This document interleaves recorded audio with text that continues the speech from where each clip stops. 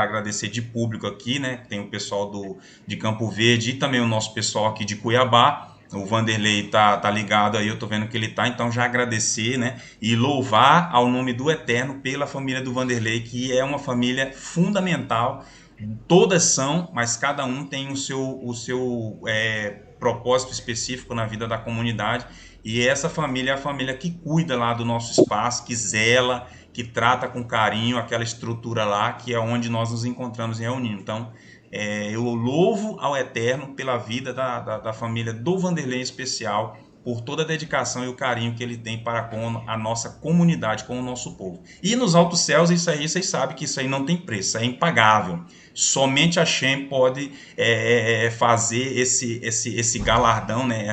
essa honra para os seus filhos, de acordo com a dedicação e o esmero que cada família tem em relação ao serviço divino. Não preciso nem me delongar em relação a isso, mas eu aproveitei para fazer isso, como ele está aqui, já fazia aí menção do nome da família dele e também agradecer ao Eterno por todos os irmãos e principalmente por aqueles que contribuem com o seu trabalho, com suas finanças, para a manutenção do nosso trabalho, tá bom? Então vamos lá, já vamos aproveitar aí então, vamos orar. William, por favor, pode fazer essa oração. Tá, querido Deus e eterno Pai, no nome de Yeshua HaMashiach, nós entramos aqui, meu Pai, na Tua presença, estamos reunidos no Teu nome.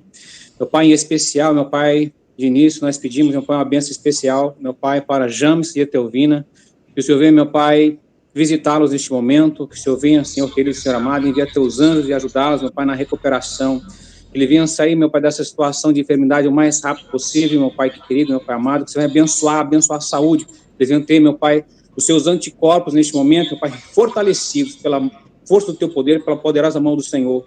Meu Pai, que o Senhor venha abençoar essa reunião, que o Senhor venha falar ao nosso coração, falar ao coração da Sua beite, querido eterno, que o Senhor venha nos alimentar, que venhamos ser fortalecidos, meu Pai, nesse Shabat, através do alimento que é a Tua palavra.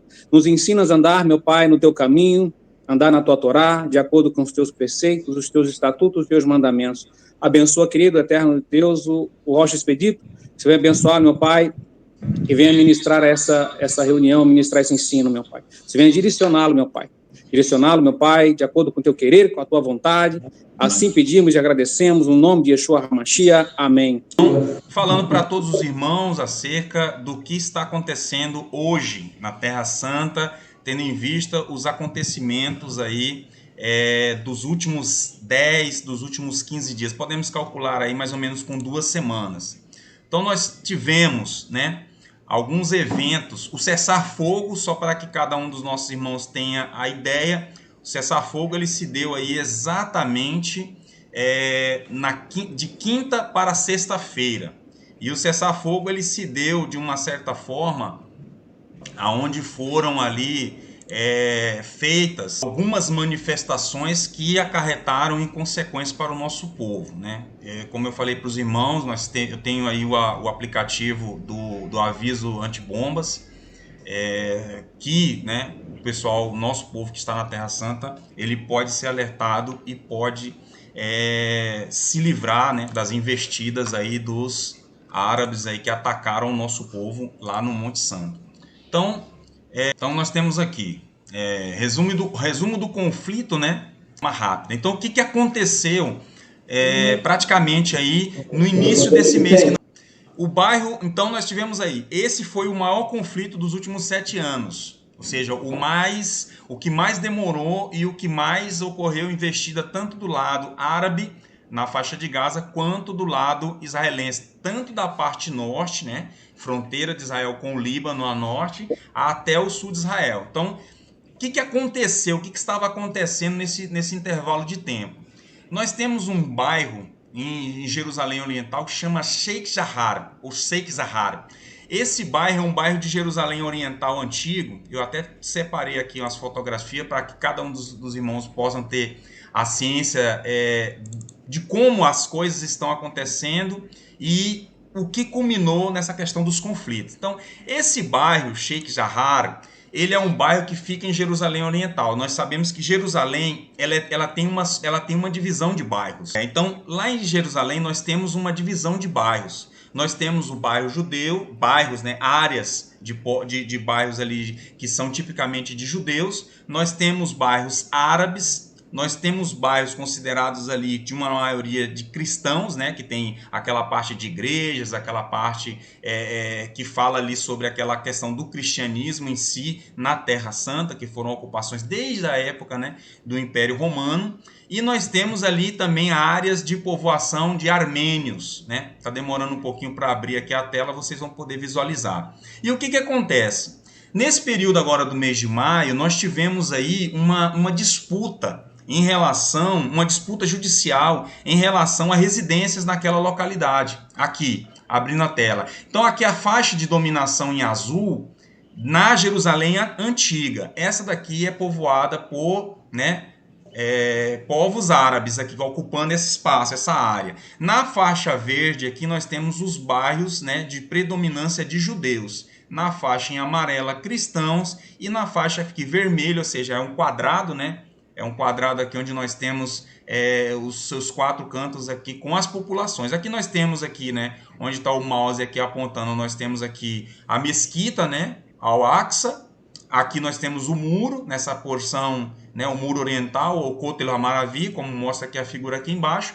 E mais ou menos onde está pontuando aqui nessa faixa azul, nós temos aqui o bairro Sheikh Jarrah, onde teve essa disputa judicial. Ou seja, o tribunal judaico acabou, de uma certa forma, colocando, né, uma decisão judicial pró-Israel ou pró-moradores judeus, de que aquelas casas, na antiguidade, isso já fala, não de agora, mas de 1800, sempre teve populações judaicas morando em Israel, diga-se passagem. Os judeus, muitas das vezes, e na sua grande maioria das vezes, eles foram expulsos dos seus territórios, principalmente no ano 70, né, o imperador romano, onde ele pega, expulsa os judeus, destrói a cidade praticamente, o templo e tudo mais, e aí tem uma grande dispersão judaica para os vários rincões da terra, conforme está predito, prescrito na Torá. Então nós tivemos aí essa situação. Aí, paralelo a isso, acontecendo simultaneamente, nós tivemos aí o mês do Ramadã, que para os povos árabes é o mês mais sagrado que existe para os muçulmanos. São 30 dias. Esse ano começou no dia 12 de abril e terminou no dia 12 de maio. Esse mês do Ramadã, ele tem por característica, né, o jejum tradicional, que ele começa antes da alvorada e ele é quebrado praticamente depois do pôr do sol. Então, durante 30 dias eles jejuam, fazem orações, são coisas típicas do seu povo. E nós tivemos também, dentro desse período, o mês, né, o dia, né, da proclamação de Yom Yerushalayim. O que aconteceu no dia 10 de maio de 67? Foi exatamente a vitória, né, a vitória que ocorreu da unificação de Jerusalém. Conforme vocês veem aqui nesse mapa, eu botei aqui a foto do Israel antigo, né? Olha só o tamanho da faixa de nominação da divisão das tribos no território que pega grande parte aqui da Jordânia, que faz essa fronteira aqui com o Rio Jordão a leste. Ou seja, todas essas faixas aqui hoje são ocupadas por povos árabes, Síria e Jordânia especialmente. E hoje aqui, nesse lado direito, nós temos aqui o Israel atual. Veja que essa faixa cinza que está aqui, West Bank, onde ela pega aqui desde a parte do sul aqui de Nazaré até aqui o Hebron, parte, né, quase fronteira aqui com Beersheba, mais ao sul de Jerusalém. Toda essa parte aqui, ela era aquela parte considerada como Cisjordânia. Essa parte, em 48, esse território era território árabe. O que acontece? Depois de 48, nós tivemos a Guerra de 67, a Guerra dos 6 Dias, de 1967. Nessa guerra, Israel foi atacado no norte, aqui pelo Líbano e Síria, nas colinas do Golã, essa parte aqui onde estou apontando com o mouse. Nessa parte leste, eles tiveram aqui o ataque da Jordânia, e aqui eles tiveram um ataque do Egito. Lembrando que houveram várias nações que apoiaram o conflito. Ao todo deu aproximadamente 10 nações, entre Iraque, Kuwait, né, a própria Jordânia, Síria, Líbano, Egito. Todos esses povos investiram contra o nosso povo. Depois dessa Guerra dos 6 Dias, o que aconteceu em 1967? Israel dominou o Golã, ele dominou toda a região da Cisjordânia e dominou também toda essa península, toda essa área que é chamada de Península do Sinai. Ou seja, ele dominou os territórios do norte, dominou aqui a leste toda a faixa da Cisjordânia e ocupou também toda a área aqui da Península do Sinai. Ou seja, Israel saiu vitorioso em uma guerra em que não seria possível Israel ganhar se não fosse pela mão do Eterno, a mão poderosa do Eterno. Isso nós tivemos aqui então nós tivemos essa questão do conflito. Nós tivemos o mês do Ramadã, nós tivemos o Yom Yerushalayim no dia 10, nós tivemos a disputa judicial do Sheikh Jarrah. O que aconteceu? Existiu ali uma convulsão social baseada nesses 3 eventos. O que acontece? No dia do Yom Yerushalayim tem a Marcha das Bandeiras em Jerusalém, Israel. O que acontece? Os judeus saem pelas ruas da cidade acenando as bandeiras, comemorando esse dia. Ao mesmo tempo estava acontecendo a situação do mês do Ramadã, o mês, onde está havendo ali uma grande movimentação de árabes. Nós tivemos outra situação também que foi bastante contenciosa, que foram vídeos que alguns árabes começaram a postar, principalmente no TikTok, de árabes espancando judeus religiosos em Jerusalém. A polícia reprimiu várias dessas situações com violência, e isso aí começou a acontecer uma convulsão social dentro da Terra Santa. O que aconteceu? Diante da tensão social, o Hamas, que é esse grupo terrorista que ocupa essa faixa de território pequenininha aqui, esse cantinho aqui entre o sul aqui de Israel, na parte que pega o Egito, e essa pontinha que faz fronteira aqui a oeste com o mar Mediterrâneo, esse grupo, o Hamas, ele domina essa faixa aqui, é a famosa faixa de Gaza. É daqui onde são planejadas todas as ações de ataque contra o nosso povo. E foi daqui que veio aquela grande enxurrada de mísseis, ou seja, os 4.000 mísseis. Esse grupo, vendo essa situação, o que acontece? Eles aproveitaram esse movimento para deflagrar uma guerra contra Israel, se proclamando como guardiões de Jerusalém. Então foi daí que surgiu toda essa situação onde vieram os ataques, onde eles partiram para cima de Israel com toda a força. E o que acontece? O mundo inteiro, praticamente, ele tem que, de uma certa forma, olhar para Israel, e Israel, para se lograr vitorioso em relação a esse tipo de ataque, Israel precisa do apoio das nações. Ou seja, as grandes potências, elas têm que dar o aval positivo para Israel. Por quê? Porque o nosso povo ele está cercado, rodeado por mais de 200 milhões de árabes. E se o mundo, de uma certa forma, voltar-se contra Israel numa situação dessa, e todas as nações árabes investirem contra o nosso Estado, aí sim nós viveremos uma situação daquilo que a gente vê nos relatos bíblicos sobre o Gog e Magog, que é aquela guerra que será travada entre Israel e as nações. Só que de imediato isso não foi a situação de um Gog e Magog. Mas nós sabemos que este Hamas, o Fatah, o Hezbollah, esses grupos, da Jihad Islâmica, que são aqueles que têm o maior ódio contra o povo judeu, eles não querem dividir territórios. O que eles têm contra o nosso povo não é o fato de dividir a terra, porque quando o mandato britânico, em 1948, decidiu criar o Estado judeu, o mandato britânico chegou para os árabes e ofereceu para eles a oportunidade de partilha do território. Israel falou sim, nós aceitamos dividir. Os árabes falaram não, nós não queremos dividir. E por conta de tudo isso aí, o Estado de Israel é criado em 48. Então logo em seguida começaram a estourar as guerras. No mesmo ano de 48, quando Israel foi criado, já estourou a guerra. Israel era areia, era deserto, era pedra, era monturo. Não existia uma estrutura, não existia um Estado palestino como se conta. E o que acontece? Israel precisa desse apoio. Por quê? Porque quando se voltam contra Israel, existem muitas sanções, existem muitas implicações diplomáticas e jurídicas que acabam acontecendo. Para finalizarmos, nós temos aqui a situação, o resultado dessa batalha, dessa guerra.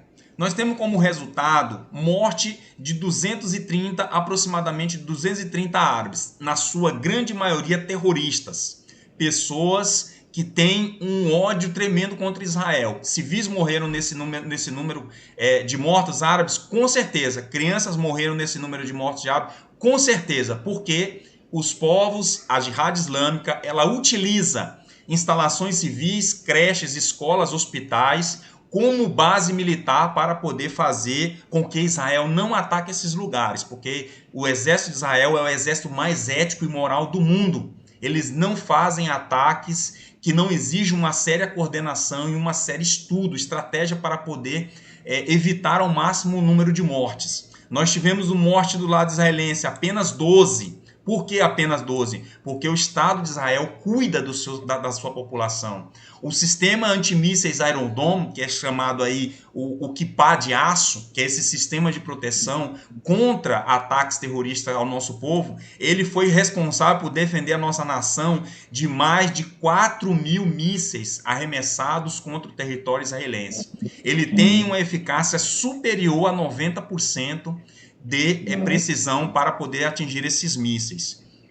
Nós temos aí como resultado, produto de tudo isso, as bases militares de produção e armazenamento de armas, em grande maioria, mais de 80%, foram destruídas. Nós tivemos vários cabeças do Hamas, que são os engenheiros, os químicos, os mecânicos, estrategistas militares que foram eliminados pelo exército israelense com ataques precisos cirúrgicos. Nós tivemos aí aquilo que ele era conhecido como o metrô do Hamas, que eram verdadeiras cidades subterrâneas, onde eles fazem esses túneis para passar com mísseis, com armas, para passar com terroristas, para não serem pegos pelo sistema de radar da nação de Israel, para poder atuar com ataques terroristas contra o nosso povo. Então, dentro de toda essa conjuntura, o que aconteceu? Para finalizar, para fechar, nós tivemos aí a proclamação do cessar-fogo. E o que aconteceu com a questão do cessar-fogo? Nós tivemos aí uma ordem árabe para que se fizesse uma comemoração, exatamente o que se deu no último Shabat. Agora, nesse último Shabat, Israel viveu uma convulsão social com vários árabes insultando a polícia israelense, partindo para cima da polícia israelense, agredindo policiais, tacando pau, tacando pedra, de uma certa forma querendo insuflar a força policial para que ela revidasse com violência e isso fosse utilizado contra o nosso povo para que voltassem novamente a acontecer os bombardeios. E era uma forma de humilhar o nosso povo, a nossa população. Por causa disso, várias nações do mundo comemoraram. E para nossa tristeza e para vergonha do nosso povo brasileiro, partidos de esquerda como o PT, PCdoB, PSOL, PDT, vários partidos emitiram uma nota no sábado louvando as ações do Hamas e proclamando que esse grupo terrorista ele foi vitorioso nessa batalha. Isso aí, meus irmãos, assim configura uma vergonha para o nosso povo, para a nossa nação. Esses partidos, eles são totalmente contrários à nação de Israel. Eles não levam em conta nada da história, da trajetória de como o nosso povo tem se desenvolvido naquele lugar há mais de 3.000 anos. Para eles isso não significa nada. Para eles é essa causa, essa luta palestina, esta guerra que eles promovem contra o nosso povo. E isso aí repercute de uma forma negativa. Só que os judeus, aqueles que moram em Israel, eles sabem que o povo brasileiro ama Israel, que a nossa terra tem uma íntima ligação com o povo judeu e gosta de Israel e ama Israel. Mas, infelizmente, esses partidos políticos fazem uma representação vergonhosa do nosso governo. O nosso governo, que também está aliado a Israel, não compartilha e não compactua com esse tipo de pensamento. E isso aí começou a ser comemorado. Então, existe sim ainda uma tensão, existe ainda assim um estado de alerta, e esse é um dos motivos que eu peço para vocês, meus irmãos, para não pararem de orar e para não pararem de interceder pelo nosso povo, tendo em vista tudo isso que nós estamos vivendo. Ou seja, é os dias de Mashiach que estão se aproximando. Mas o nosso povo precisa da nossa intervenção direta, da nossa oração, da nossa tefilá, do nosso pensamento voltado a Yerushalayim a todo tempo. A gente não pode simplesmente ignorar essas coisas e vivemos um clima de festa, um clima de, tá tudo tranquilo. Ainda não está. As coisas ainda estão num clima de tensão muito forte e nós temos que estar antenados com tudo aquilo que acontece em Israel, na Terra Santa. Tá bom? Então, Essa era a situação, o pano de fundo que eu queria passar para vocês. Existe muita guerra política, muita guerra ideológica, existe um mundo que se volta contra o nosso povo, contra a nossa tradição, e isso eu falo para vocês. Isso é uma guerra espiritual. Isso não tem nada a ver com o mundo físico, o mundo de Asiá. O mundo espiritual é que está extremamente em voga. Nos nossos dias está esse ódio ao judeu não é uma coisa natural. Esse ódio aos semitas, ela é uma coisa bíblica desde os tempos antigos. A faixa de Gaza, no Israel antigo, ela era ocupada pelos filisteus. E esse próprio nome Filistia, esse nome é um nome hebraico, é Peleshet, que significa filisteu.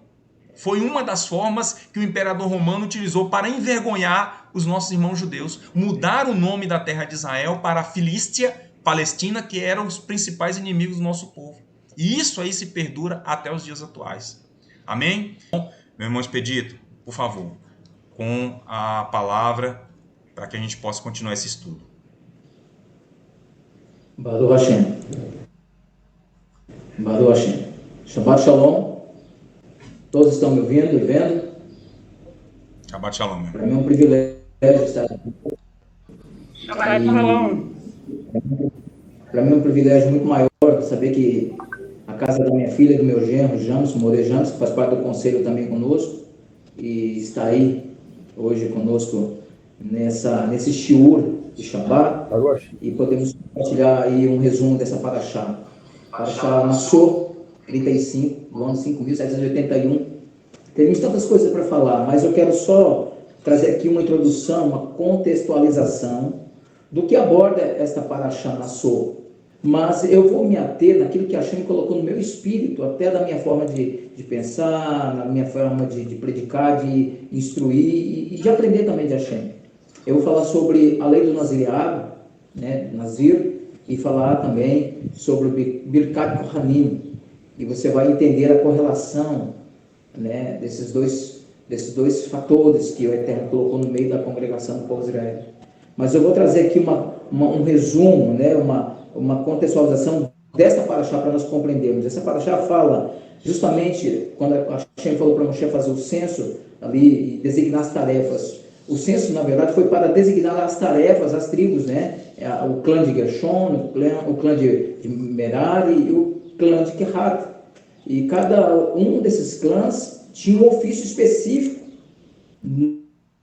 no tabernáculo, né? E aí nós podemos ver que essas tarefas eram designadas para os levitas. E qual era a função deles? Realmente era montar o tabernáculo, fazer o serviço do tabernáculo, desmontar o tabernáculo, transportar o tabernáculo, montar o tabernáculo e fazer o serviço da Torá, fazer o serviço do templo.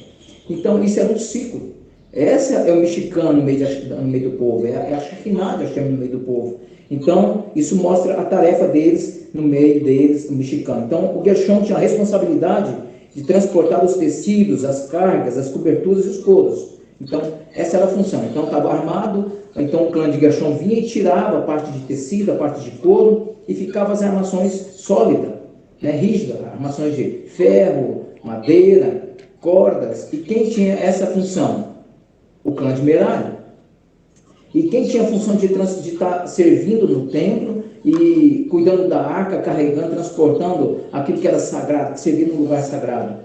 O clã de Kehat.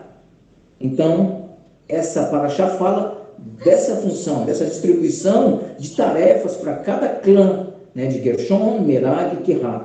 Mas também ela fala de uma lei, que é a lei do Sotar, que é a lei do Sotar, que é a lei da mulher infiel e da mulher fiel, ou seja, mostra a virtude também da mulher judia ao meio Egito. Engraçado que essa lei, por mais dura aparentemente, principalmente para nós, né, que nasceram no Ocidente, uma lei tão aparentemente severa, mas historicamente, segundo os sábios, segundo o Talmud, segundo Maimônides, né, não há relatos de mulheres judias sendo apedrejadas, ou sendo expostas, ou sendo tendo os seus órgãos íntimos ali, né, sendo definhando e sendo atrofiada e inchando o seu abdômen, porque elas sempre foram fiéis aos seus esposos, aos seus ish, né? Sempre elas foram leais e puras. Então elas não se contaminavam, não eram impuras. E também fala da lei do Nazir, que nós vamos falar hoje, da lei da consagração, para viver uma vida sagrada eterna. E vamos falar do Birkat Kohanim, que são as bênçãos do sacerdote. E também vamos falar no capítulo 7, Moshe traz ali, né, o relato dos 12 príncipes de Israel, dos 12 líderes, né, quando eles trazem as suas ofertas, né, eles trazem ouro, eles trazem prata, ali eles trazem a oblação e libação, né, a farinha, o azeite e também os animais. Então, por serem cabeça do povo de Israel, eles trouxeram ofertas a nível de cabeça, a nível de príncipe, né, para a edificação da tenda do encontro, do tabernáculo. Então, essa paraxá fala disso.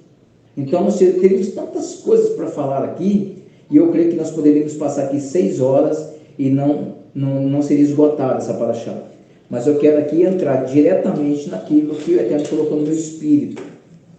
Por quê? Eu tenho uma preocupação no meu coração. A preocupação é, a Torá, ela tem que ser prática na minha vida. Ela tem que ser meu alimento diário. Yeshua HaMashiach falou lá em Yohanan justamente sobre o pão vivo que desceu do céu. Ele é a Torá Haim, ele vem para nos alimentar. A Torá, ela é uma qualidade de vida.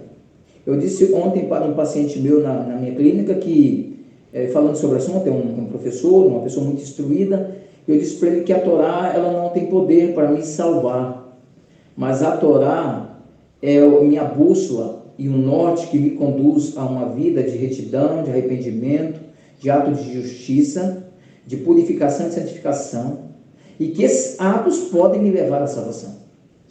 Então, a Torá, ela é uma ferramenta do povo de Hashem, é um instrumento poderoso, ao qual ela nos ensina sobre leis morais. Essas leis morais, elas têm que não estar lá fora externamente, até porque, me perdoe, por exemplo, o Roxo acabou de falar dessa bandeira vermelha de Hassatan, que é um sistema raçatânico, né? Eles querem fazer aqui uma catetização, eles querem catetizar as pessoas e trazer seus conceitos de Hassatan sobre todas as nações. A bandeira vermelha é uma bandeira só, de uma cor vermelha, e eles querem implantar suas filosofias extremamente diabólicas. Então, eles não têm moral.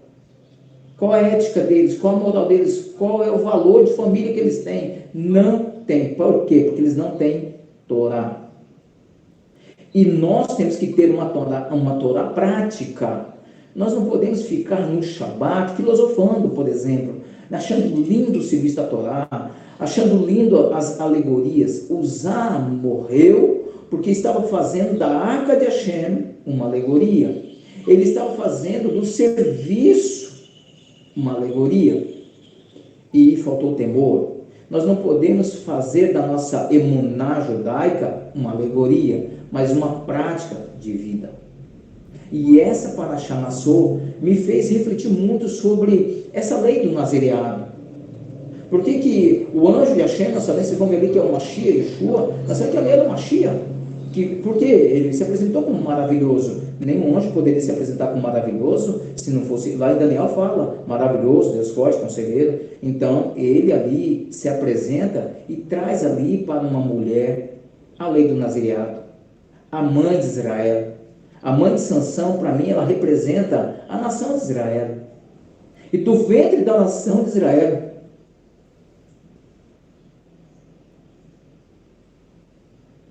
o Eterno levanta uma geração santa, uma geração pura, uma geração consagrada. E é isso que eu quero falar com você. Eu não quero trazer aqui um pensamento, porque o Roxo Vicente, ele sabe muito mais, né, de hebraico, muito mais de cultura judaica do que eu. Meu genro que está aí hoje conosco, o Maurizão, estuda muito sobre geopolítica, sobre política, sobre Kabbalah judaica, né, e ciências políticas, e isso eu não domino tanto, mas eu quero falar de algo que o Eterno colocou no meu espírito, para que essa paraxá de hoje possa me ajudar e te ajudar a ser um Yehudi, a ser uma Yehudia melhor, que possamos hoje ser melhor do que fomos ontem e amanhã possamos ser melhor do que hoje. E as pessoas falam, mas essa lei de nazireado era só para aquele tempo. Não, é para hoje também. e que nós possamos fazer esse voto também, que nós possamos sermos consagrados também, sermos nazireu também. E é isso que eu gostaria de compartilhar com você. Mas antes de compartilhar com você, eu queria que você me permitisse a fazer a brachá, né, da leitura da Torá. E eu vou fazer sentado, me perdoe fazer sentado, porque se eu ficar em pé vai ser do vídeo, o correto é fazer em pé, mas eu quero ler, eu quero fazer essa brachá antes de estudarmos a Torá. Baruch atah Adonai Eloheinu melech haolam, asher kideshanu b'mitzvotav v'tzivanav v'torah, v'yarev Adonai Eloheinu k'divrei toratecha, b'finuh b'fiot yamecha b'et Israel, v'nihei anachon v'tisei tisayenu, v'tisei tisayenu, kulam yodei shemecha v'lom v'toratecha, lishma, Baruch atah Adonai hamilamed et Torah lemor Israel, Baruch atah Adonai Eloheinu melech haolam, asher bahar banu mikol hamim, ונתן לנו את תורתו, ברוך אתה אדוני נותן התורה. Amém? Bendito sejas tu, eterno nosso Deus e do universo, que nos santificaste com os teus mandamentos e nos ordenastes a estudar as palavras da Torá. Rogamos-te, eterno nosso Deus, tornado agradáveis as palavras da Torá em nossa boca e na do teu povo, a casa de Israel. Assim sejamos nós, nossos descendentes, e a descendência dos nossos descendentes, todos conhecedores do teu nome e estudantes da tua Torá pelo seu valor. Bendito sejas tu, eterno, que ensinas a Torá ao teu povo Israel. Bendito sejas tu, eterno, nosso Deus, Rei do universo, que nos escolheste dentre todos os povos e nos deste a tua Torá. Bendito sejas tu, eterno, que outorga a Torá. Amém e amém. Baruch Hashem. Então nós vamos agora ler o livro de Bemidbar, capítulo 6, eu gostaria que você abrisse comigo. Não vou ler todos, eu quero ler algo que é muito importante.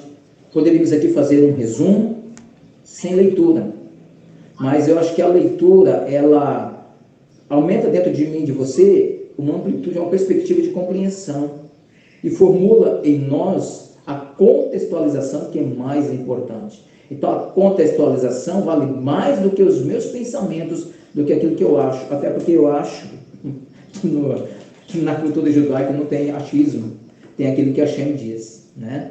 Então nós vamos aqui ler Bemidbar, capítulo 6, do 1 ao 20, que diz assim: Adonai disse a Moshe: fale ao povo de Israel, quando o homem e uma mulher fizeram um voto especial, de voto de um nazir, consagrando-se a Adonai, deve abster-se de vinho e de outras bebidas inebriantes. Não beberá vinagre de nenhuma procedência, nem beberá suco de uva, e não comerá uvas ou passas. Enquanto permanecer nazir, não comerá nada derivado da vinha, nem cascas de uvas ou suas sementes. Em todo o período do voto de nazir, não raspará a cabeça até o fim do tempo ao qual tiver se consagrado a Adonai. Ele será sagrado, vou repetir, ele será sagrado.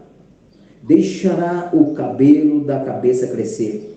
Em todo o período de sua consagração a Adonai, ele não se aproximará de um cadáver, não se tornará impuro por seu pai, mãe, irmão ou irmã, quando esses morrerem, pois a consagração a Deus está sobre a cabeça.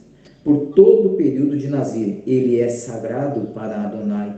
Se alguém próximo ele morrer, de repente, contaminando sua cabeça consagrada, ele raspará a cabeça no dia de sua purificação. Ele se raspará no 7º dia, e no 8º dia ele levará 2 pombas ou 2 pombinhos ao Kohen, à entrada da tenda do encontro. O Kohen preparará um como oferta pelo pecado e o outro como oferta queimada, e assim fará expiação por ele. Visto que pecou por causa do morto, naquele mesmo dia ele reconsagrará sua cabeça, consagrará Adonai na totalidade do período em que for nazir.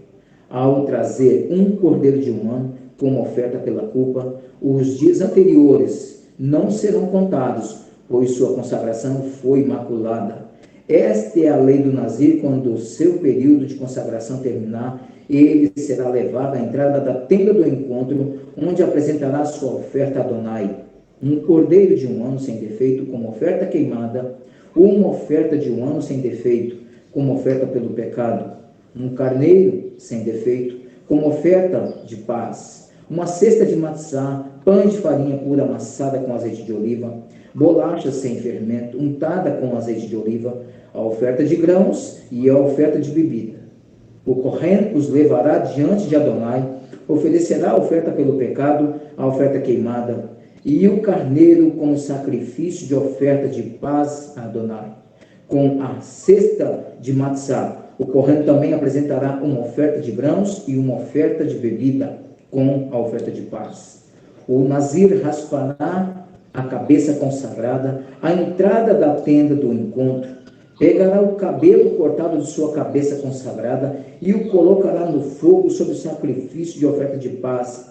Quando o carneiro estiver cozido, o Kohen pegará a espádua, uma unidade de matzá da cesta e uma bolacha sem fermento, e os colocará na mão do Nazir.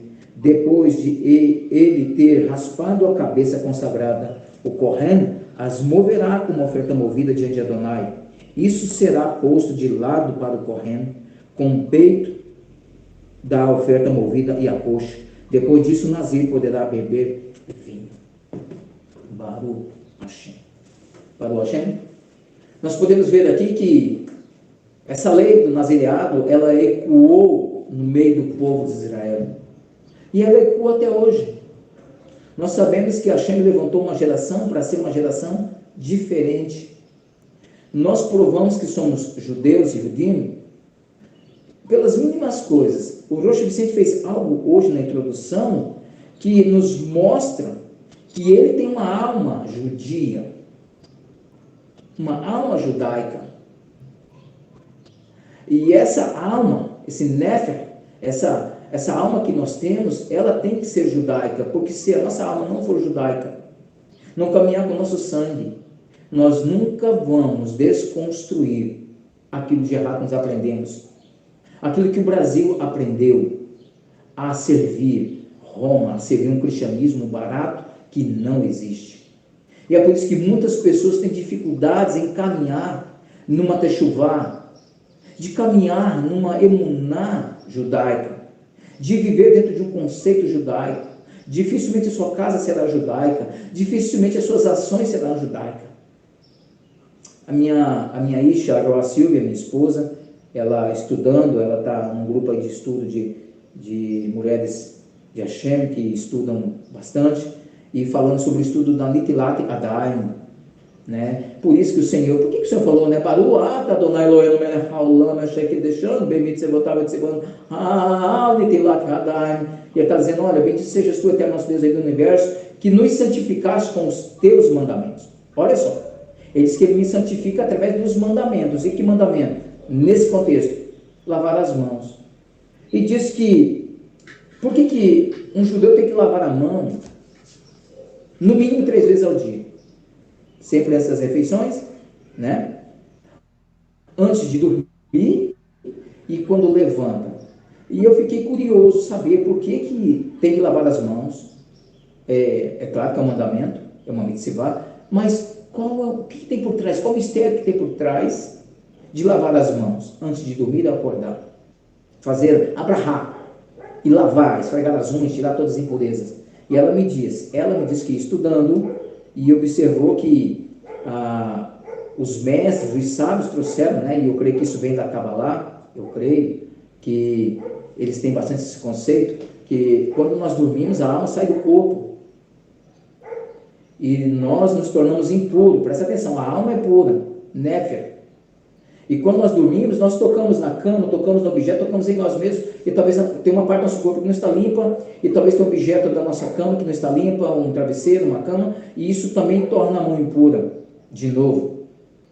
E quando a alma volta, por isso que quando nós acordamos de manhã, nós dizemos a Hashem, Modeh ani lefanecha, melechai bekayam, sher rezarta binishimat, bechamilar abayunatecha. Ou seja, estou dizendo, olha, damos graças perante ti, ó Rei vivo e existente, que devolveste a minha alma com piedade, grande é a nossa fé em ti. Que coisa linda! Quer dizer que Hashem devolveu a minha alma com piedade. E esta alma pura, ela vem num corpo impuro. E eu preciso purificar o meu corpo. E por isso que lavar as mãos com Abraham, com esse entendimento, com essa alma judaica, faz toda a diferença. Aí eu descubro que não é uma liturgia religiosa, não é judaísmo, não é modismo, mas é uma prática de fé de uma pessoa que tem uma alma judaica. Isso faz parte de ser também um tipo de um nazireu, um tipo de um consagrado, porque a palavra nazireu é consagrado. Consagrado é separado, e sagrado, santificado, ser kadosh. Amém? Então, 4 características básicas precisa ter um nazir. Primeiro, abster-se do vinho e de todos os produtos da vinha. Que loucura, né? Não comer nada impuro. Não tocar em mortos, mesmo sendo parente. O nazir abstém-se também de prazeres, mesmo, olha só, prazeres permitidos pela lei. E por que ele se abstém daquilo que a lei permite ele usufruir esses prazeres? Ele faz isso com um propósito: separar tempo de rezas, separar tempo de estudo da Torá, fazer de tzedakah.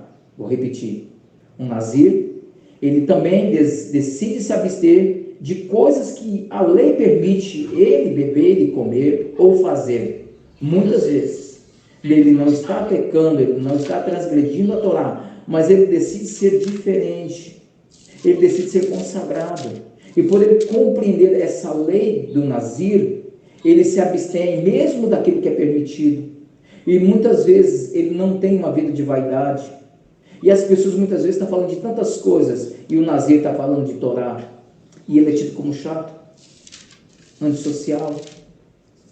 E é permitido ele se socializar, é permitido ele fazer parte de um clube social, ali, de um clube ali de rede social, mas muitas vezes se abstém para passar tempo com Hashem, para fazer suas rezas, para estudar a Torá, buscar de Hashem a Binah e a Chokhmah, a inteligência e a sabedoria. Eu creio que quando Hashem traz sobre nós isso, nós nos elevamos de nível de conhecimento, de revelação das Escrituras Sagradas, e traz em nós um senso poderoso, o senso de analisar a mim mesmo, e de ser hoje melhor do que eu fui ontem, e amanhã ser melhor do que eu sou hoje. É viver aquilo que Paulo falou: analise o homem a si mesmo, depois coma e beba. Se eu sou o santuário vivo de Hashem, como diz lá em 1 Coríntios, o Rav Shaul escreveu isso, que não sabeis vós que vós sois o templo do Espírito, do Ruach HaKodesh, do Espírito Santo de Deus, e que vocês não são de vós mesmos, mas sim de Hashem. Então, se nós somos o santuário vivo, não somos de nós, ele diz que nós temos que glorificar Hashem no nosso corpo. Como que eu posso glorificar Hashem no meu corpo, se eu não estou disposto a viver uma vida de consagração, de purificação e de santificação? Então, o nazir se abstém de tudo isso, na esperança que sua consagração de nazir o eleve de um nível mais alto de sabedoria, força e santidade. Vou repetir: sabedoria, força e santidade. Quem disse isso? O Talmud e o Midrash. Então os nossos sábios já trazem esse pensamento para nós. Isso é grandioso.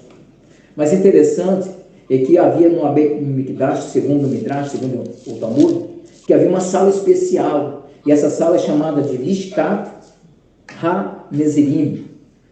Lishkat HaNezirim. Nessa sala, o nazireu vinha, ele se sujou, ele se contaminou, ele pecou, e ele se apresentava diante do Kohen, e nessa sala, eu imagino que essa sala, a antessala que dava acesso ao templo, e ele vinha, ele confessava o seu pecado, porque a oferta que ele trazia manifestava o tipo de pecado. Se ele bebeu vinho, Se ele tocou no morto, se ele comeu coisa impura, ele tinha que trazer essa oferta e dizer para o seu correndo, olha, o meu pecado é esse. E muitas vezes nós pecamos e dizemos assim, Hashem, perdoa os meus pecados. E Hashem diz assim, qual pecado? O problema é que eu e você, nós pecamos no singular. E pedimos perdão no plural. Nós pecamos no varejo, um a um. E queremos pedir perdão no atacado. Hashem, perdoa os meus pecados.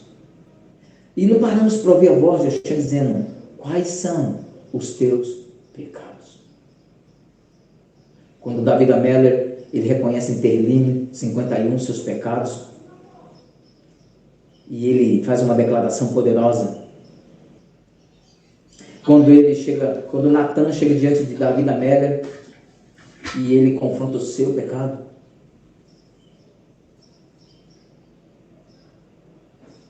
interessante que David Ameller, ele entendeu que naquele momento ele não podia, ele tinha que vestir um pano de saco, ele tinha que pôr a cara no pó, na cinza, e o filho estava vivo, o filho do pecado.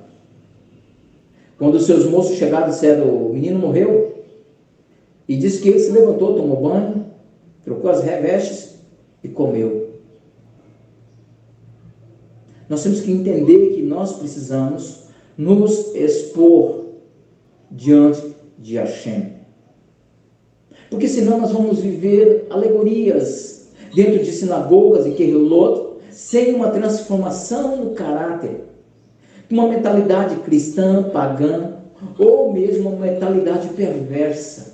Porque tem muitas pessoas que não são Yehudim, não fazem parte de uma querelá, não fazem parte de uma sinagoga, mas eles não são perversos.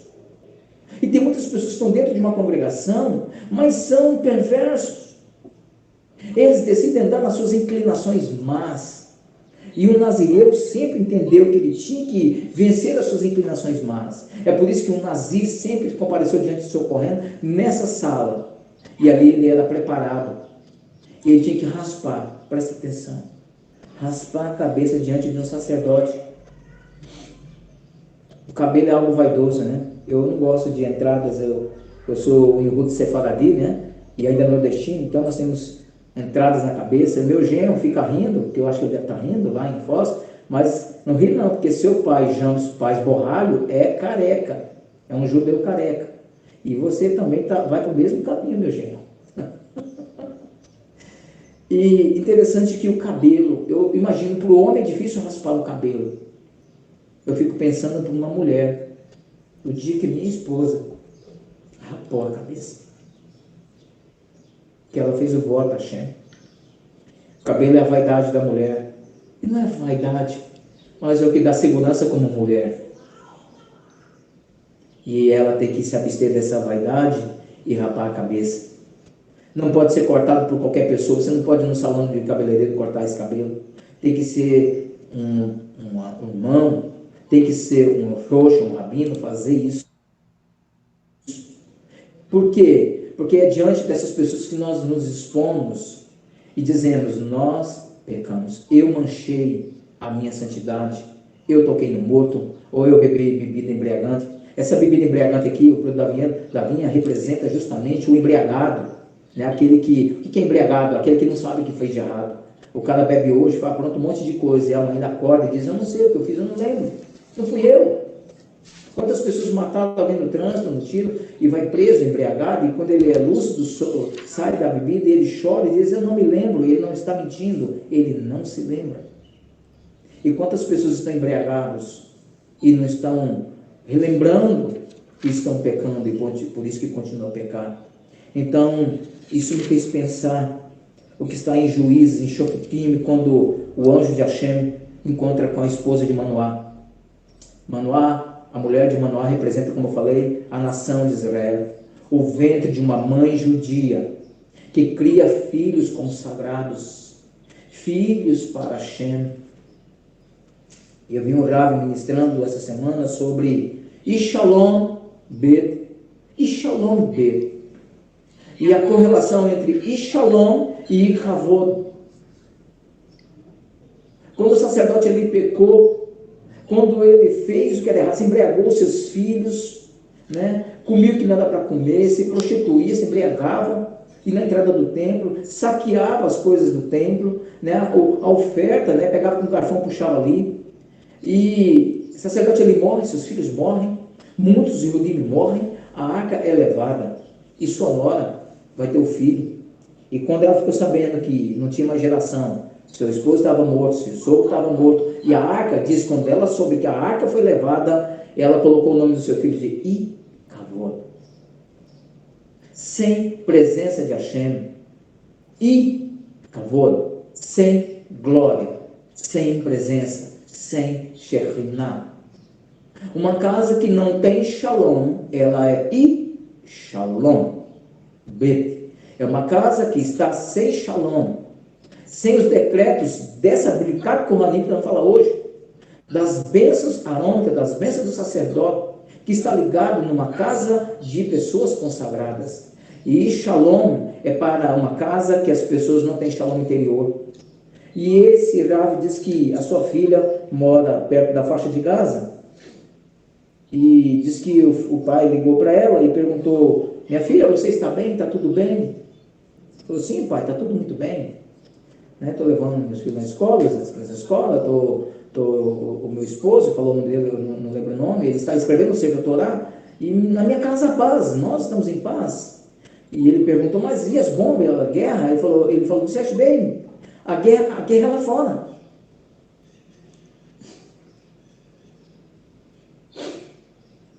A guerra é lá fora. Eu sou um homem que eu guerreio. Eu sou um aroeiro, sou um casca-grossa, eu não tenho tempo ruim. Mas o único lugar que eu não vou aceitar é perder a Shalom da minha casa. A paz, o Shabbat na minha casa. Por isso nós cantamos Shalom Alechem, anjo da paz, anjo de luz, né? Anjo do santo bendito seja, do Kadosh Baku. E eles vêm, encontram a casa pronta, com a Shalom, com as luzes acesas, com o Shabbat. E o anjo da bênção diz que essa casa permaneça assim, até o próximo Shabbat. E o anjo do mal tem que dizer que assim seja. Mas quando uma casa não tem Shalom, quando ela é Shalom, ela não tem Kavod, ela não tem Shekhinah, ela não tem saúde. Meu genro hoje está com Covid em casa. Mas a Hashem já derramou sobre a Refuah Shelemah, a cura divina. E naquela casa tem Shalom. A minha filha acendeu as luzes de Shabbat ontem. Teve uma tempestade lá em Foz do Iguaçu. Houve uma grande tempestade lá, dizendo que tinha início lá de um furacãozinho e tal, e acabou a energia e tudo mais, mas eles não perderam o Shalom. Eu não vejo a minha filha fazer Lashon Hara, murmurar, dizendo que não tem as coisas, mas ela tem Shalom, porque ela decidiu realmente viver uma vida de consagração em Hashem e consagrar a sua casa. Por isso que em Provérbios 14 diz que a mulher sábia edifica a sua casa e a tola destrói com as suas mãos. Por que eu estou citando isso? Porque aqui fala do sotar. O sotar é justamente da mulher pura e da mulher impura, é a lei. E a mulher pura, ela traz a Shalom, ela traz a Kavod para a casa dela. E a casa dela é uma casa toda organizada. O seu marido a louva, como diz em Provérbios 31. Aí as pessoas: por que você louva tanto a sua esposa? Porque é uma mitzvah louvar a esposa. É uma mitzvah louvar a sua esposa. Quando você sabe que a sua casa tem Shalom, porque ela traz o equilíbrio para essa casa. E muitas vezes o marido vem de fora desequilibrado, sem ser consagrado, e ele vem trazendo uma tempestade, uma nuvenzinha negra, e ele põe tudo a perder na casa dele. Por isso que nós, maridos, temos que vigiar nossos pés quando entrarmos na nossa casa. Por isso que nós temos que tocar na mezuzá, dizer: Hashem é meu guardião, Hashem é o guardião da minha casa, Hashem é guardião de Israel. E ele tem que se recobrar e relaxar, como faz para entrar numa sinagoga, e você se acalma e bota o pé direito para dentro. E você entra e diz: Shalom, meu amor, eu te amo. Esse exercício eu tenho feito diariamente. Você sabe por que eu gosto às vezes de trazer algumas ministrações, alguns estudos, que o Eterno sempre me leva no espontâneo, trazer algo que ele fala no meu espírito, além de um estudo já programado, porque o que eu estou falando para você eu não escrevi. E eu sei que quando o Eterno me usa me utilizo a minha boca para discorrer numa amplitude maior, é porque quem está nesse contexto de shiur, nessa congregação, Hashem quer falar diretamente. Porque hoje nós vamos falar de uma consagração prática, uma Torá prática, para que possamos amanhã levantarmos diferente e agirmos diferente. Vou mais longe, a partir de agora agirmos diferente. Que você se comporte nesse shiur diferente, não para você ver alguém falar bonito, ou quem conhece mais o Morejano, se o Roxo Expedito ou o Roxo Vicente, não, nada disso, nós somos servos de Hashem. E eu acho lindo, viu, Roxo Vicente, quando você me chama de irmão, realmente eu sou seu irmão, eu te amo, você, amo sua casa, vocês como meus irmãos, os nossos Sahim. E eu prefiro ser chamado de irmão, porque o que nós renunciamos, o cristianismo ensina título, mas no judaísmo nos ensina a nos amarmos, não por aquilo que nós fazemos ou por que nós temos, não. Mas no judaísmo nos ensina a nos amarmos por quem nós somos. Somos filhos de Hashem. Fazemos parte da Mishpahat de Hashem, de uma família de Hashem. E isso é grandioso, isso é maravilhoso, Rosh Vicente.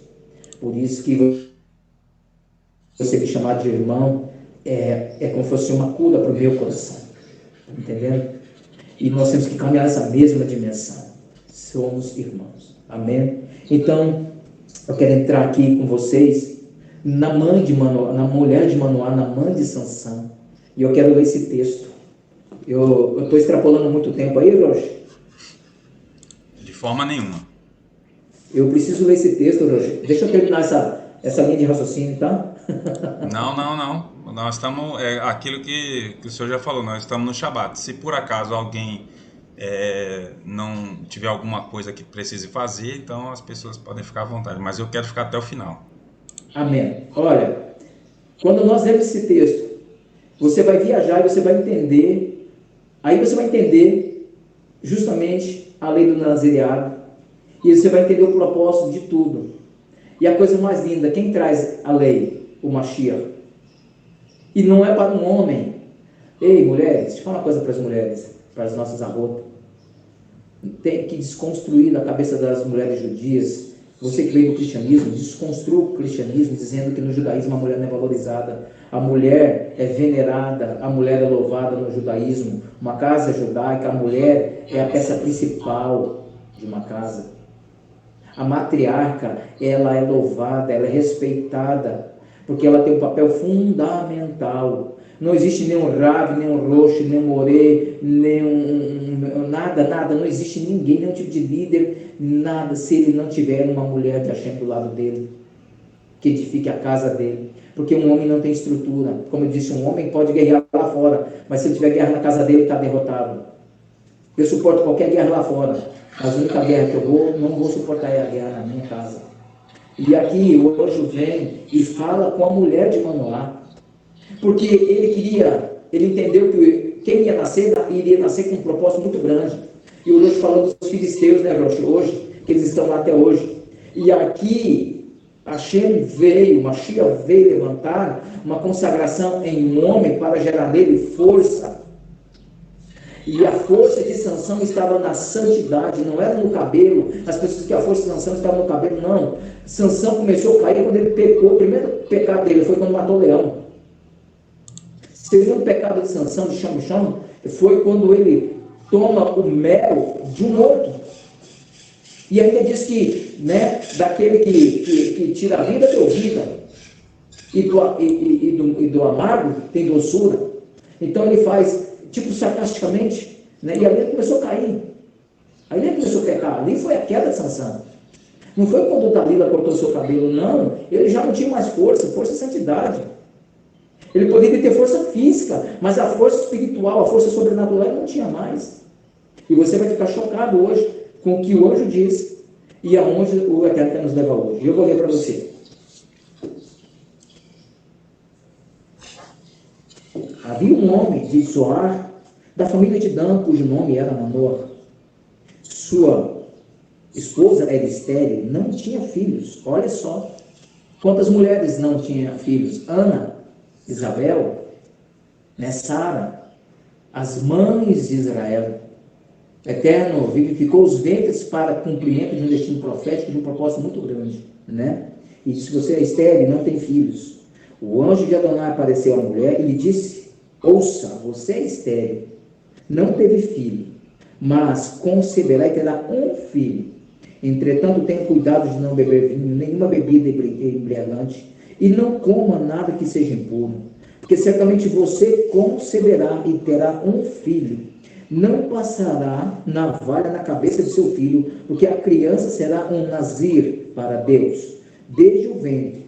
Além disso, ele começará a resgatar Israel do poder dos filisteus. Hashem está levantando nesse dia uma geração de nazirim, para levantar, para salvar, para libertar o povo de Israel contra esses levantes. Pode ter certeza disso. E a mulher contou tudo a seu marido, e ela disse: um homem de Deus veio a mim. Seu rosto era amedrontador, como de um anjo de Deus. Eu não perguntei a ele de onde vinha, nem ele me disse o seu nome. E ele me falou: ouça, você conceberá e terá um filho, portanto não beberá vinho, nenhuma bebida embriagante, e não coma nada que seja impuro. Não coma nada que seja impuro, porque a criança será um nazir de Deus, desde o ventre até o dia em que morrer. Então Manoah orou a Adonai: por favor, Adonai, que o homem de Deus que tu enviaste venha outra vez a nós e nos ensine o que devemos fazer pela criança que nascerá. E Deus atendeu o pedido de Manoah, e o anjo de Deus veio novamente à mulher, enquanto ela estava sentada no campo, mas seu marido Manoah não estava com ela. A mulher correu apressadamente para contar a seu marido: eis aqui o homem que veio a mim no outro dia. Ele voltou. Manoah se levantou, seguiu a esposa, foi até o homem, e ele lhe disse: você é o homem que falou à minha mulher? Ele respondeu, presta atenção: eu sou. Quem diz isso? Essas palavras de quem? Eu sou. Essas palavras foram ecoadas a Moshe. Quem irá conosco? Quem eu digo para falar? Ele diz: eu sou, te enviou. Ele diz: eu sou. Manoah perguntou: então, quando acontecerem as coisas que você disse, que orientações podemos ter para a criança, para a criação da criança? O que devemos fazer por ela? O anjo de Adonai disse a Manoah: sua mulher deve tomar cuidado de cumprir tudo o que eu lhe disse. Ela não deverá comer nada que venha da videira, não deverá beber vinho e nenhuma bebida embriagante, e não deverá comer nada que seja impuro. Ela deverá fazer tudo o que eu ordenei. Manoah disse ao anjo de Adonai: por favor, fique conosco um pouco mais, para que possamos cozinhar um cabrito novo para você. O anjo de Adonai respondeu a Manoah: mesmo que eu fique, não comerei sua comida. E se você preparar uma oferta queimada, deve oferecê-la a Adonai, porque Manoah não sabia que era o anjo de Adonai. Manoah disse ao anjo de Adonai: diga-nos o seu nome, para que quando suas palavras se cumprirem, nós possamos prestar honra a você. O anjo de Adonai replicou: por que você está perguntando meu nome? Ele é maravilhoso. Ele é maravilhoso. Manoah tomou o cabrito, a oferta de grãos, e ofereceu-o sobre uma pedra a Adonai. Então, enquanto Manoah e sua esposa estavam olhando, o anjo fez algo maravilhoso. Baruch Hashem. Que coisa poderosa. Poderíamos até parar aqui, né, Rocha? Mas olha, o que você sabe que me deixa assim muito emocionado essas coisas, porque ele falou: olha, esse filho, esse homem que vai nascer, essa criança tem um propósito. O propósito da santificação, eu vou falar uma coisa para vocês que a Hashem colocou no meu espírito, através da palavra, e através daquilo que eu li no Talmud, nos Midrash, que a gente vai formulando um pensamento, né? E aumenta o sentimento, que eu quero buscar força muitas vezes, força para reagir diante das circunstâncias, dos problemas, mas eu não tenho santidade, eu não tenho consagração. E às vezes nós lutamos com a força do nosso braço. Lá em Efésios capítulo 6, que a nossa luta não é contra a carne nem sangue. Então, essa força que Hashem queria liberar sobre Sansão, presta atenção. era uma força não natural, mas era uma força sobrenatural. E para que essa força sobrenatural fosse ativada, ele tinha que não somente se purificar, mas ele tinha que obedecer. O anjo fala algo aqui para a esposa de Manoa, algo muito sério. Ele diz assim, que ela tenha cuidado de cumprir tudo que eu disse a ela. Isso me faz pensar quando Manoa pergunta para o anjo, o que nós devemos instruir dessa criança? E me fez lembrar de Devarim, capítulo 6. Devarim 6. Que diz que eu tenho que inculcar na cabeça da criança a Torá. Tenho que colocar na minha porta a mezuzá. Eu tenho que fazer tefilot. Eu tenho que usar, né, o tzitzit. Então, quando nós entendemos que nós temos que inculcar na cabeça dos nossos filhos, é porque nossa vida tem que ser uma vida de testemunho. Eu quero que meu filho reze, eu não rezo. Eu quero que meu filho estude a Torá, eu não estudo. Eu quero que meu filho respeite os pais, eu não respeito os meus. Nossos filhos são os nossos reflexos. E o anjo está dizendo para a mulher, a criança que vai nascer no seu ventre, ela tem que ser nazireia, ela tem que ser um nazir, desde ser gerada. Porque a criança é ligada ao cordão umbilical da mãe, ligada às emoções da mãe, ligada ao sentimento da mãe. Tanto é que dentro do judaísmo, a raiz da mãe, a árvore genealógica da mãe, é mais forte, é mais aceitável para uma aliada, para a lei do retorno. Então você vê o papel fundamental de uma mulher na vida do seu esposo, na vida dos seus filhos. E o Senhor não falou com Manoa, interessante, ele não falou com Manoa. Perguntaram para mim assim, por que a mãe de Sansão não tem nome aqui? Olha, talvez algum sábio comente o nome dela. Eu não busquei essa fonte. Mas eu entendo porque que aqui foi irrelevante colocar o nome de uma pessoa. É porque essa mulher representa a nação de Israel. E se nós quisermos ser gerados, consagrados, nazireus, dentro de uma nação judia, nós temos que ter uma alma judia. E nós temos que nos purificar naquilo que nós bebemos, naquilo que nós comemos, aonde nós tocamos. Temos que acordar como Ihudo, pensar como Ihudo, levantar como Ihudo e agir como Ihudo. Fazer de tzedakah. Por que o nazireu, ele passa tempo estudando, rezando, estudando Torá e fazendo tzedakah? Porque ele sabe que ele tem que fazer boas ações, fazer atos de justiça. A escola Ramá de Shemuel, que Shemuel também era um nazir. A sua mãe disse, não chegará na navalha na sua cabeça nem na sua barba, ele não beberá vinho. Shemuel era um nazireu, era um nazir. E ele montou uma escola, Ramá, e todo mundo, né, muitos cristãos aí, né, dizendo, não, escola profeta, dizendo, não, escola de profeta, não. Ele não montou nenhuma escola de profeta. Não existe escola de profeta. Isso é ridículo. Hashem levanta os Navim com um propósito definido, e Navim que não profetiza a Torá, ele é um antiprofeta, ele é um falso profeta. E ele tinha uma natureza de profeta, foi constituído da sua natureza.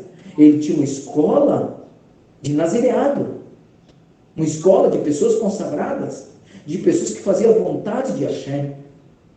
Interessante que essa função não era para ele, era para a casa de Eli. E Eli perdeu a arca, perdeu a consagração, perdeu o nazireado. E que eu e você possamos refletir muito sobre isso. O que é ser nazireu de fato. E por que nós temos que nos ligar à mãe de Israel, ao ventre de Israel. Se a nação de Israel ela é uma nação separada, uma nação santa, povo eleito, povo adquirido, olha só, uma nação santa. Então ela é minha mãe. E se eu quero ser filho dela, eu tenho que me comportar como filho de Israel. E o Rosh Vicente fez algo lindo no início, mostrando a sua alma judaica, preocupado com as coisas. Você deve falar assim no início, o que isso tem a ver com a Paraxá? O que isso tem a ver com o Shiur? O Rosh traz esse negócio de bomba, de guerra. Querido, deixa eu falar uma coisa. Se essa guerra não for sua, não for minha, nós não somos judeus. Porque essa guerra é espiritual. E essa guerra é contra a nação de Israel. Se é contra a nação de Israel, ela é contra a nossa nação mãe. Se você não entende esse princípio, você não vai conseguir rezar. Por isso que até hoje ecoa, né? Orai por Jerusalém, né? Salom, Shalom Yerushalayim, né? Então intercedam por Jerusalém. Agora eu entendo essas guerras e por que nós temos que interceder para que haja paz de Jerusalém. Porque a guerra em Jerusalém, ela ecoa em todos os 4 cantos da terra. Porque nos 4 cantos da terra tem judeus, mas também tem muçulmanos. Tem semitas, mas também tem antissemitas. E essa guerra se torna uma guerra mundial. Ela não é uma guerra local. Ela é uma guerra santa. Ela é uma guerra espiritual. E se nós somos, realmente, fazemos parte de uma nação de nazireus, eu não fiz o voto, querido. Aqui, hoje, o que eu quero falar não é de um voto específico por um tempo determinado, mas uma vida de consagração. Uma vida de concentração. É tão fácil descobrir quando um homem está caindo.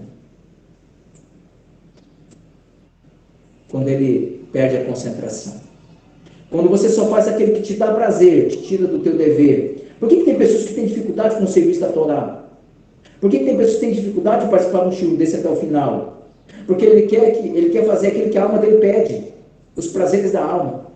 Dormir, rede social, assistir um filme, falar piadinha, né? E senta ali, aí acaba o sono, acaba o cansaço. Mas quando senta no shiur, é um peso. E não pode ser um peso para nós. Porque a palavra chama ela libertadora, ela é alimento. Davi na Bíblia diz que ela é lâmpada para nossos pés, luz para o nosso caminho. Então olha só que interessante, a palavra é lâmpada, a palavra é alimento, a palavra é água, a palavra é vinho, a palavra é alegria. A alegria do Senhor é a nossa força. Então se eu tenho isso dentro do meu espírito, dentro do meu coração, eu vou aprender algo profundo, que minha força não está no meu braço, mas a minha força está no meu ventre espiritual, a minha alma judia, está no meu sangue espiritual, está na Torá de Hashem. Então a Torá é o norte, a Torá é o nosso alimento, a Torá nos traz um padrão moral muito profundo, nos ensina a ser ético. Eu vou compartilhar com vocês que eu sempre fui um homem transgressor e eu pensava, para que usar cinto de segurança numa cidade de 42 mil habitantes? Eu vou falar no celular, por que eu não posso falar no celular dirigindo? Todo mundo faz. E um dia, Hashem falando no meu espírito, através da Torá, e dizendo, se você não guarda as mínimas coisas, você não pode guardar as maiores. Você quer ser sal e luz? Então use o cinto onde ninguém usa o cinto. Você não tem que usar o cinto de segurança por medo da polícia te pegar. Mas você tem que usar o cinto de segurança sabendo que eu sou Roy, eu vejo tudo. Eu tudo ouço e tudo escrevo. Então pode a polícia não estar vendo, mas eu estou vendo. O mundo espiritual está vendo. E eu comecei a entender isso e ensiná-los a rir na congregação isso. Por que falar no celular? Tira a concentração, tá vendo? Você pode perder, bater um carro, matar alguém. Então eu aprendi que eu também não posso dirigir. Por que eu estou citando para você? Tem umas coisas. O cara pega o carro dele e vai, estaciona. Lá no shopping, chega lá, está tudo lotado as vagas, ele vai lá onde é o cadeirante ou idoso, porque é mais perto. Porque é um transgressor em potencial. Porque se a Torá está dentro de mim, a Torá diz para mim, não estaciona aí. Honra o idoso. No Talmud, Maimônides diz que quando você vê um cabeça branca, fique de pé. Honre ele. Honra o idoso. Honra a viúva. Honra o órfão. Então, quando nós entendemos que precisamos dessa premissa na nossa vida, Torá, para que possamos ser homens e mulheres de bem, nós não vamos ter dificuldades para permanecer na consagração. E a consagração ela tem que ser diária, tem que ser contínua. Por que eu estou falando isso para você? Porque muitos eles querem somente as brahás, as brahot. Muitos querem brincar com Kohanim.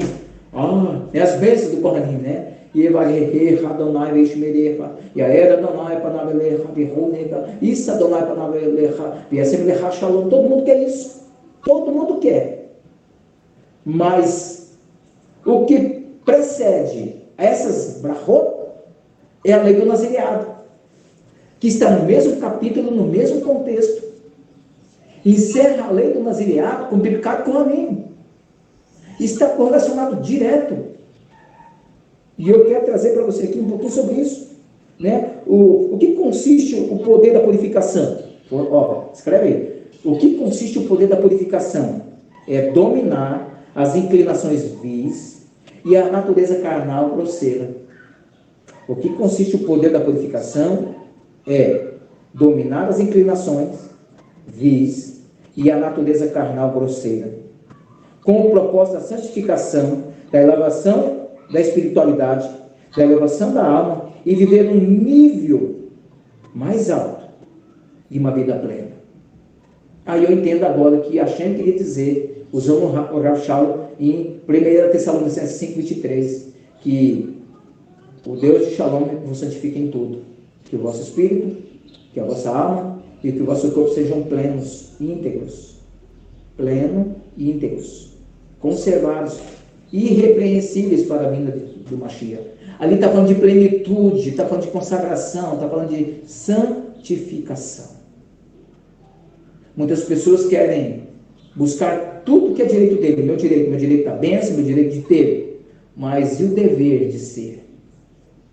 E eu quero compartilhar com você aquilo que eu escrevi, que eu fui buscar no Midrash, e na Torá, e eu fui no rodapé da Torá e achei algo tão lindo, e eu pude escrever, e extrair daqui, que quando fala assim que Yevarehecha Hashem, ele colocou assim, Yevarehecha Bemamon. Ele diz que também é um tipo de bênção específica para dinheiro.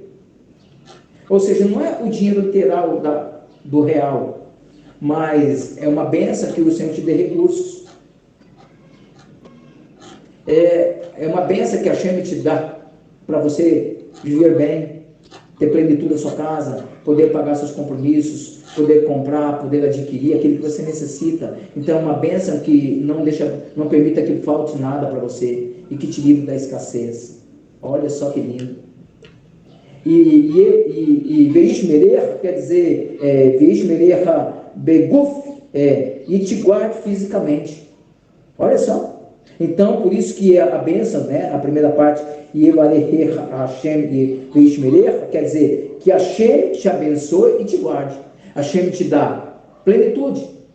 Então a palavra Shalom é um decreto profético, que você tenha vitalidade, dinheiro, comida, paz, amor, que você tenha saúde física, saúde emocional e equilíbrio. Então esse decreto, ele não está na mão do sacerdote. E a Torá comentada do Talmud diz que os Kohanim, quando iam impetrar, o oficiante autorizava eles fazerem impetrar essa bênção, né, de bendirei. É interessante que a congregação, o povo, abaixa a cabeça e fecha os olhos. Por que abaixar a cabeça? Porque entende-se que quem está liberando a bênção não é o sacerdote, mas é Hashem. Ele só é um canal. E Hashem está dizendo, né? E Hashem está dizendo, eu te abençoo, eu te guardo, eu faço resplandecer a luz em você, eu te dou a paz. Pensam comigo o nível de bênção que nós podemos receber de Hashem quando nós temos uma vida consagrada. Agora, como que eu quero receber essas bênçãos se eu não entendo que eu tenho que ser um templo vivo, um santuário vivo e me consagrar? Aí você pode falar, mas Roche, esse chamado era para Sansão. Esse chamado era para Shemuel. Não. A palavra consagração é concentração. Quando alguém se consagra para Hashem, ele se torna sagrado. E quando alguém se consagra para Hashem, ele é santo. Ele é santo nas suas atitudes, ele é santo na sua fala. Vai fazer Lashon Hará? Opa, para aí. Sou consagrado. Por que eu vou estar tocando naquilo que é impuro? Por que eu vou estar tocando naquilo que é morto espiritualmente? E não tem como não fazer uma correlação com o Tehillim capítulo 1. Que bem-aventurado o homem que não anda segundo o conselho dos ímpios. Não se detém no caminho dos pecadores, não se assenta com os escarnecedores. Esse é o padrão básico de um nazir. De um nazireu. Os nazirinhos de Hashem são pessoas extremamente diferentes. E é por isso que a nação de Israel tanto incomoda. Por isso que o serviço da Torá tanto incomoda. Por isso que a viver a Torá incomoda muitas pessoas. Eu não estou falando de alegoria. Eu não estou falando do Talit. Eu não estou falando do Kippah. Não é nada disso. Não. Eu estou falando de uma vida de santidade. De uma vida de testemunho. A sociedade tem que ver em mim e você algo diferente, que chame atenção não por aquilo que nós vestimos diante deles, mas pelas nossas atitudes. Se somos homens e mulheres santificados no que falamos, naquilo que nós pegamos, onde nós pisamos, e aquilo que nós ouvimos. Como diz o Pirkei Avot, né? Que aquele que para ouvir o maldizente, ele é pior do que o maldizente. Olha só, que loucura, né? E quando senta dois homens para comer que não tem Torá, é como comer carne, é comer como sacrifício, é beber sangue de pessoas. E como que eu quero ter uma vida de santidade? Então, se nós queremos ter uma vida de santidade, primeiro, nós precisamos nos consagrar. Por que eu até colocou isso no meu coração? Porque Shabat é um dia de consagração. O Senhor do Shabat é meu, é separado. E que ele possa produzir por si mesmo. E eu pergunto para muitas pessoas, o que você faz no Shabat? Lá em Shayahu, né, 50 vezes que você não tem que falar irrefletidamente. Então, se no Shabat a minha casa não fica diferente, não é Shabat. Porque meio de semana na minha casa tem tudo, né? Tem um filme, tem uma televisão, tem uma programação, fala de outras coisas, tem trabalho, tem tudo, né? Mas no Shabat, se eu faço as mesmas coisas, não é Shabat. Até a rede social no Shabat tem que ser filtrada. Está falando a Torá? Beleza, não está. Você não tem que estar falando. Porque isso não é consagração. Me perdoa essa rima que eu estou falando, viu, Roger? Mas não tem como eu ser um Yehudi e guardar o Shabat, segundo o Shabat, eu não santifico com as minhas ações, com a minha consagração, para consagrar a minha casa, a minha vida, a minha alma e a minha família. Eu costumo brincar que no Shabat até meu animal, até minha cachorra dá uma tachitara, ela é diferente. Ela não tem consciência que é Shabat, mas sabe que é onde é diferente. Ela sabe que tudo está diferente na casa. Minha sogra tem 94 anos, tem Alzheimer. Mulher de Hashem que serviu a Hashem, serve o Senhor há 50 anos. E ela não tem muita compreensão, mas eu vou dizer uma coisa para vocês. Ela sabe, o espírito dela sabe quando chega o Shabat. Ontem à noite ela me fez uma pergunta que eu me emocionei. E ela perguntou sobre o serviço da Torá, você ia ter no templo. E eu, uau, como que ela lembrou disso? Porque está no espírito dela. Ela sabe que é diferente. Ela comeu a halá ontem. Nós fizemos ontem, né, Hamot Lehem, fizemos, né, o Abrahá do vinho. E nós fizemos o Kiddush em casa. E eu, minha esposa e ela, podemos compartilhar para achar. Ela sabe que é diferente. E hoje o ambiente mudou, a atmosfera mudou, a cor do dia mudou, a fala mudou, os pensamentos mudam. Isso é consagração. Isso sim também é nazireado. Eu não estou falando desse nazireado literal de Sansão de Shemuel, mas o nosso nazireado, a nossa consagração. Se eu quero brincar com o Hanim na minha vida, na minha casa, eu preciso entender uma coisa única: obediência. Obediência. Consagração. Agir diferente dos demais. Nós não somos melhor que ninguém, longe disso.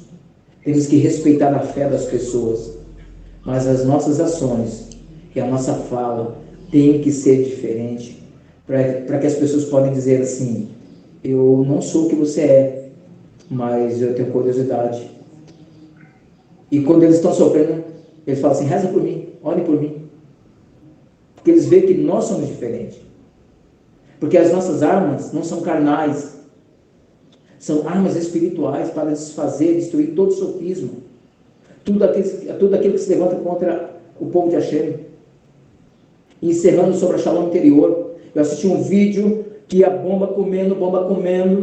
E os soldados de Israel deitados no chão. Eu tenho um vídeo aqui que me mandaram, meu irmão mandou. E os soldados gritando: Adonai Elohenu! Adonai Ahad! E rindo, e a bomba comendo, e eles deitados no chão e citando o Shema. A bomba estava lá, a guerra estava lá, mas dentro deles tinha paz. Sabe o que é isso? Consagração, purificação, santificação. É isso que eu queria compartilhar nessa tarde, Rosh, que a Hashem possa falar ao meu espírito, ao meu coração, ao seu espírito, ao seu coração, e deixar aí uma reflexão para a semana sobre a nossa consagração, sobre a nossa vida com Deus, sobre a nossa conduta diante da sociedade, né, sobre o nosso testemunho. Vocês são irmãos. Amém. Amém. Lindo. Gostei de ouvir suas palavras. O senhor pode comentar, você, o Orijanso, né, que vocês possam comentar aí. Não, de tudo que a gente ouviu, e eu até assim estava esperando que o senhor falasse alguma coisa sobre essa questão da mulher soltar, né? Essa questão da mulher que causa espírito de ciúme no marido. Ela é muito interessante, né? Eu estava ontem aqui em casa com os nossos... Eu, a Adriana, né? O Benjamin e o Neto. Então, nós estávamos celebrando o nosso Shabat. E eu sempre tenho esse hábito, né?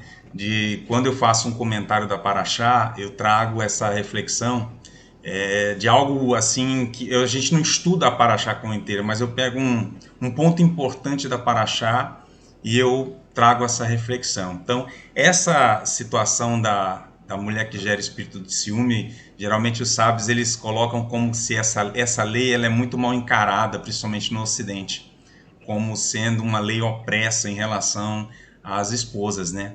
E lendo o comentário da própria Torá Azul, né? Lá no capítulo 5 ela fala aos filhos, capítulo 5, versículo número 12, fala aos filhos de Israel e diz-lhe: o homem, quando se desviar sua mulher e fizer contra ele falsidade de infidelidade, né? Então aqui a mulher, ela estava sendo colocada numa situação de prova, né? E aqui vai falar um pouco sobre também a questão da tsiniut, né?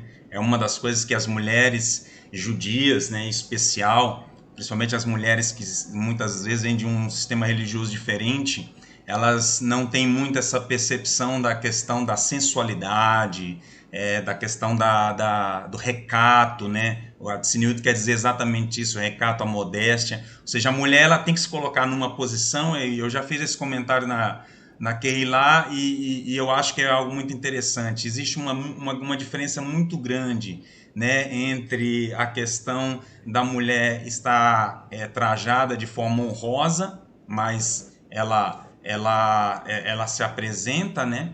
Existe uma grande diferença entre a questão da sensualidade, né, e a questão da mulher se apresentar de forma ali bem vestida, né? De uma forma que a mulher se apresenta com um traje, né? Que não traz a questão da sensualização, mas sim uma questão da modéstia, né, feminina, mas que ela também ainda se exalta. Existe uma grande diferença, né, entre esses dois casos. A sensualidade ela vai para outro campo, né? Ela vai para outro campo, que é algo que não exprime que de fato a que a mulher tem. Porque o que a mulher tem que mostrar, o que ela tem que refletir, é exatamente o seu valor como um indivíduo, como um ser humano. E não como quem olha para uma mulher e vê um pedaço de carne, entendeu? Essa é essa diferença. Então, quando a gente se depara com essa questão da tsiniut, falando sobre esse caso, existe uma passagem da Brit Hadashah, principalmente da Epístola de Yohanan, que eu acho muito interessante. Essa passagem ela faz uma correlação, ela faz um midrash com as palavras e com a situação de Yeshua, né? Que aqui, qual que era o cerimonial, qual que era o ritual? A mulher ela era levada perante o sacerdote, ela participava de um ritual onde o sacerdote teria que colher água em um jarro de barro, ele deveria colher areia, né, do tabernáculo ou do templo. O pergaminho da brachá era escrito o nome de Adonai, ele lavava o pergaminho com essa água e areia do barro, e o nome do Eterno ele era apagado, né, em relação, tem até uma explicação fantástica, que a única possibilidade que o Eterno ele autoriza que o seu nome seja apagado é para que haja a unificação matrimonial. É a única possibilidade que o Eterno ele permite que o seu nome seja apagado. E ali era lavado aquela brachá, e aquela mulher então bebia aquela água. E aquela água ali, se a mulher tivesse cometido o ato de adultério, de fato, né, seu ventre ele se romperia, e ela morreria, e o homem também morreria aonde ele estivesse. Qual que é a grande curiosidade dessa brachá, ou deste ato em si? Tanto esse como a mitzvah do filho iracundo ou do filho irrepreensível, que era levado perante o tribunal pelos seus pais, que era para morrer apedrejado, nenhuma dessas duas mitzvot foram cumpridas na terra de Israel. Né? Os maridos nunca expuseram as suas esposas, como o senhor bem citou no início da sua explanação, e os filhos nunca foram levados. Porque para se chegar nesse estágio, a Mishnah ela segue um monte de estágios que devem ser observados até que se chegue a esse caso. Ou seja, nenhum pai conseguiu cumprir todos os estágios para que levasse o seu filho para ser julgado pelo Sanhedrin e ser apedrejado como filho irrepreensível. E as esposas também. Aí os sábios falam, por que tem esse mandamento então, essa lei assim essa lei severa na Torá? Né? Essa lei ela serve, de acordo com o que os sábios escrevem, como um espantalho. Né? Todo mundo sabe qual que é a função do espantalho na lavoura. É exatamente afugentar, né? As pragas que vêm ali dizimar aquela lavoura. E ali ela foi colocada exatamente nesse sentido. E qual que é o paralelo com Yeshua? Se você pega Yohanan, capítulo 4, você vai ter aquela passagem da mulher do poço. Né? Aquela mulher que chega para conversar com Yeshua, ele pede água e tem aquela disputa, né? Entre judeus e samaritanos. A mulher, se tu soubesse que a gente pede água, tu não somente a pediria, ele te daria não somente essa água que mata a tua sede física, mas ele te daria a água viva que fluiria do teu ventre para toda a eternidade, ou seja, Maim Haim. Logo em seguida, pulando ali 3 capítulos, nós nos deparamos com a festa do Sukkot, Rosh Hashanah, o 8º dia, ele se põe de pé e ele dá aquele grande grito, bem na hora da lavagem do altar. Aquele que tem sede, vem a mim e beba da água da vida, que jorrará também para a eternidade. E no capítulo 8, nós temos a situação da mulher adúltera, uma passagem que está intimamente ligada com esta paraxá, a paraxá de Bamidbar 5. Qual que é a correlação, a midrash que existe então entre esses textos? De uma certa forma, esta acusação da mulher adúltera, ela está muito ligada àquela questão do ritual. Porque se você abre no capítulo 8 de Yohanan, a partir do versículo 1, você vê que o texto diz exatamente isso. Yeshua, porém, foi para o Monte das Oliveiras ao amanhecer. Ele apareceu outra vez no pátio do templo. E é no pátio do templo, exatamente no mesmo local, onde as mulheres eram levadas pelos seus esposos para passar pelo ritual da mulher soltar. E o que ele está fazendo? Ele está escrevendo com seu dedo na areia. O que o ato do sacerdote também fazia? Escrevia o nome do Eterno nesse pergaminho que depois era lavado e dado aquela água. Aqui há um paralelo muito forte em relação à nação de Israel. A nação de Israel, ela também se prostituiu com deuses estranhos. O principal pecado de Israel, que foi um dos motivos para que Israel participasse ou sofresse os exílios que até hoje afligem o nosso povo, foi exatamente o pecado do bezerro de ouro. A Torá escrita e fala abertamente sobre esse assunto que o bezerro ele foi esmiuçado, ele foi moído completamente. Ele foi jogado na água e aquela água foi dada para os nossos irmãos beberem. E todos aqueles que se prostituíram com o bezerro de ouro, né, a nossa literatura traz que os seus ventres arrebentaram e morreram. E boa parte da nação de Israel que estava envolvida nesse pecado, que não chegou a morrer, sofreu essa parte desse exílio que nos atinge até o dia de hoje. Então hoje Israel está numa situação de mulher soltar. Está exatamente recebendo, né, muitas das vezes as consequências do pecado dos nossos antepassados. E aí esse paralelo da mulher soltar se faz exatamente. E aí onde entra aqui o grande papel de Yeshua. Porque Yeshua recebe aquela mulher estava no ápice da condenação, ele foi colocado no xeque-mate. Ele não é o Salvador, então se ele condenar, ele está indo em contrário daquilo que ele prega. E se ele disser não mata, ele está indo contra a lei de Moshe, nós temos que apedrejá-lo por blasfêmia. Ou seja, ele foi colocado numa sinuca de bico. Ele foi colocado numa situação que ou ele fazia uma coisa e ele era transgressor, ou ele fazia outra, ou ele era transgressor da mesma forma. Quer dizer, ele foi colocado em choque. Num período onde não havia mais a aplicação da pena capital pelo Sanhedrin. nesse período, o Sanhedrin ele não estava mais aplicando pena capital. Aplicava-se a pena capital em Israel somente o tribunal rabínico dos 71 anciões. E exatamente nesse contexto ele é levado para ele ser confrontado. Então ele pega mulher, né? Ali era escrito, né? O sacerdote escrevia, então ele fala: aquele que não tiver pecado, seja atira, que lança aí a primeira pedra. E aí aquelas pessoas viram aquelas palavras, viram que aquele confronto que foi proposto para colocá-lo em xeque foi revertido através das suas palavras, e depois no final ele chega: cadê os teus acusadores? E ele fala: eu também não te condeno, vai e cumpre a Torá.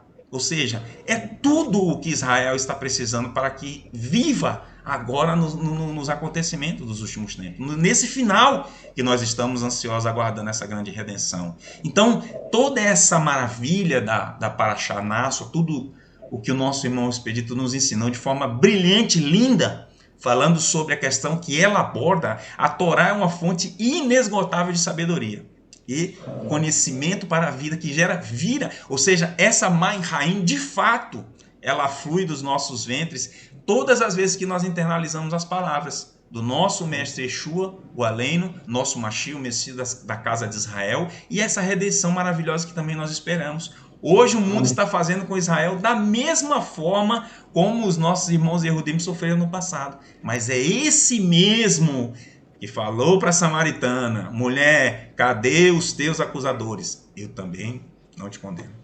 Isso que a gente vê que no final Israel será salvo. Assim como está escrito lá em Romanos capítulo de número 11, 26. Então todo Israel será salvo, porque o nosso Redentor é aquele que vive. Então fecha tudo isso aí, né? Foi maravilhoso poder ouvir as suas palavras. Eu me impactei muito com essa mensagem da mulher Sotá, fazendo uma analogia à questão do nosso povo, falando também principalmente com o rabínico, como ensinava na linguagem do nosso povo. O Yeshua, ele se manifestou realmente como um exímio, profundo conhecedor da Torá, e um homem que, ao mesmo tempo, toda a severidade da Torá estava nele, mas todo o amor do Eterno também estava nele. Não tem como escapar do amor do Eterno.